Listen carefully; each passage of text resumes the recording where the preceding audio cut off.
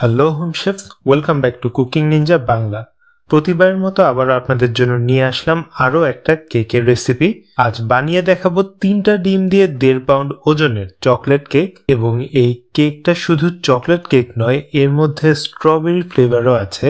আর এই কম্বিনেশনটা অনেক বেশি ইয়ামি, তাই অবশ্যই পুরো ভিডিওটা দেখবেন। এবং যারা ভিডিওটা দেখছেন কিন্তু চ্যানেলটা এখনো সাবস্ক্রাইব করেনি, তারা প্লিজ আপনাদের কুকিং নিনজা বাংলা চ্যানেলটা সাবস্ক্রাইব করবেন।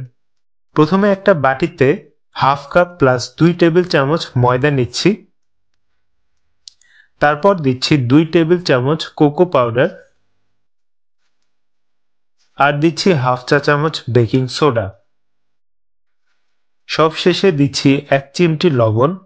তারপর সব ভালো মতো চেলে নিচ্ছি। চেলে নেওয়ার পর সব শুকনো উপাদানগুলো ভালোভাবে মিক্স করে একপাশে সরিয়ে রাখবো।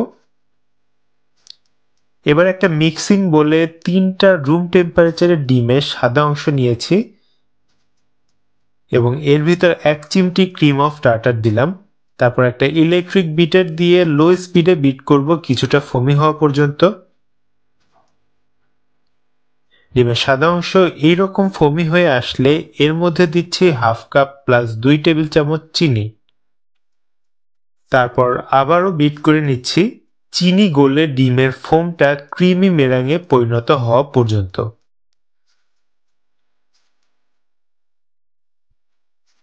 বিট করতে করতে ডিমের ফোম দিয়ে যখন এভাবে 4 লিখে নিলে সাথে সাথেই মিলিয়ে যাবে না, তখন বিটারটা থামাতে হবে।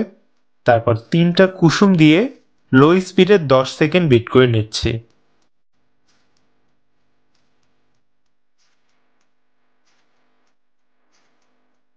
তারপর হাফ চা চামচ চকলেট ইমালশন এবং 2 টেবিল চামচ তেল দিচ্ছি এবং আবারও 10 থেকে 20 সেকেন্ড বিট করে নিচ্ছি একদম লো স্পিডে।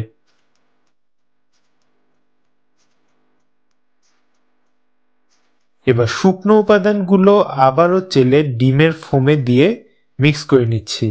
ভিডিওতে দেখেই বুঝতে পারছেন কিভাবে মিক্স করছি এবং শুকনো উপাদানগুলো একবারে না দিয়ে 3বারে একটু একটু করে দিচ্ছি এবং চেলে মিক্স করে নিচ্ছি।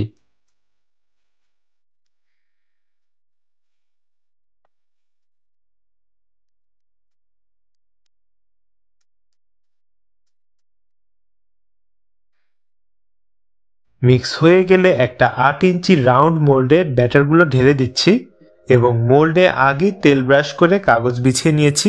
এবার কেকটা 10 মিনিট মিডিয়াম টু লো হিটে প্রিহিট করা পাত্রে দিয়ে বা হাঁড়িতে দিয়ে চুলায় বেক করে নিব 30 থেকে 35 মিনিটের জন্য। এবং বেক হয়ে গেলে কেকটা ঠান্ডা করে মোল্ড আউট করে 2 স্লাইস করে কেটে নিয়েছি। এবার কেকের প্রথম লেয়ারে মিল্ক সিরাপ দিচ্ছি। 1/3 কাপ পানিতে 2 টেবিল চামচ চিনি এবং 2 টেবিল চামচ গুঁড়া দুধ দিয়ে এই সিরাপটা বানিয়ে নিয়েছি। এবার প্রথম লেয়ারে ক্রিম লাগিয়ে নিচ্ছি। আজকের পুরো কেকটা কভার করতে 3/4 cup ever whip cream bit করে নিয়েছি এবং এই ক্রিমে আমি ভ্যানিলা বা চকলেট কোনো রকম এসেন্স না দিয়ে স্ট্রবেরি ফ্লেভারটা অ্যাড করেছি। আর চকলেট কেকের সাথে স্ট্রবেরি ফ্লেভারের কম্বিনেশনটা জাস্ট অসাধারণ। ট্রাই না করলে এই টেস্টটা বুঝতে পারবেন না। এবার ক্রিমের লেয়ারের উপর কিছুটা ডার্ক চকলেট গ্রেট করে দিচ্ছি। তারপর কেকের ফাইনাল লেয়ারটা দিচ্ছি এবং আলতো করে প্রেস করে দিচ্ছি, এতে করে কেকের লেয়ারটা ক্রিমের সাথে ভালো মতো সেট হয়ে থাকবে এবং কেক কাটার সময় খুলে আসবে না। এবং চারদিক দিয়ে প্যালেট নাইফ দিয়ে হালকা প্রেস করে দিচ্ছি, এতে লেয়ারগুলো সমানভাবে চারদিক দিয়ে সেট হয়ে থাকবে। তারপর এই কেকের লেয়ারেও মিল্ক সিরাপ দিয়ে দিচ্ছি। এবার কেকের বোর্ডটাও একটু ক্লিন করে নিচ্ছি। তারপর কেকের চারদিকে এবং উপরে পাইপিং ব্যাগ দিয়ে ক্রিম লাগিয়ে দিচ্ছি।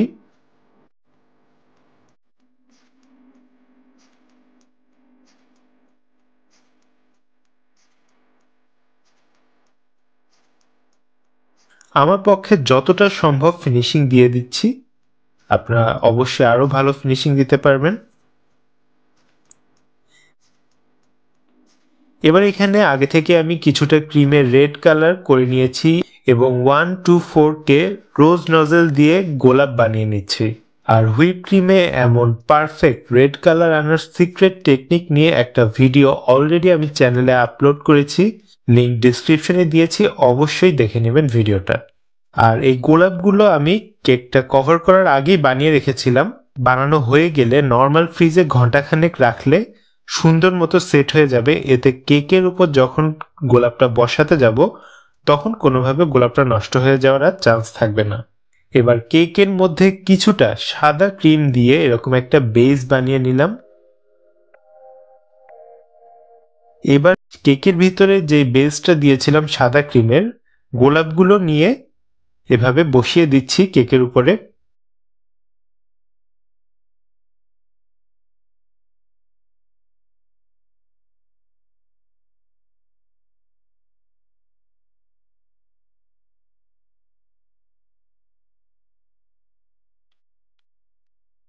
এবার কেকের এডজ বা কর্নার যেটা দেখতে পাচ্ছেন, সেই কর্নারে এভাবে এডিবল গোল্ডেন লিফ দিচ্ছি।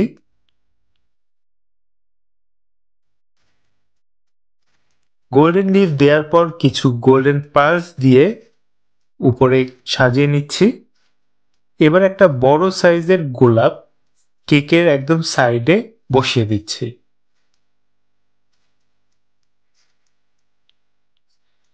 এবং সব শেষে প্রত্যেকটা ফুলের জয়েন্টে বা প্রত্যেকটা ফুলের মাঝে যে ফাঁকা অংশ রয়েছে সেইগুলোতে পাতা বানিয়ে নিচ্ছি লিফ নজেলের মাধ্যমে। এবং একইভাবে সাইডে যে গোলাপটা বসিয়েছিলাম সেটার চারদিকেও পাতা দিয়ে দিচ্ছি। আর এভাবেই কমপ্লিট করে নিলাম 1.5 পাউন্ড ওজনের এই চকলেট কেকটা। চকলেটের সাথে স্ট্রবেরির মাইল্ড ফ্লেভার কম্বিনেশনটা এক কথায় অসাধারণ। তাই একবার হলেও বাসায় ট্রাই করবেন কেকটা, এর স্বাদ নিয়ে মোটেও হতাশ হবেন না। তাহলে কেকটা কেমন লাগলো অবশ্যই কমেন্টে জানাবেন। ভালো লাগলে ভিডিওতে লাইক দিয়ে আপনার ফ্রেন্ডস এন্ড ফ্যামিলির সাথে শেয়ার করবেন। আর প্লিজ চ্যানেলটা সাবস্ক্রাইব করে আমায় সাপোর্ট করবেন। আজকের মতো তাহলে এ পর্যন্তই। সবাই ভালো থাকবেন, সুস্থ থাকবেন। আল্লাহ হাফেজ।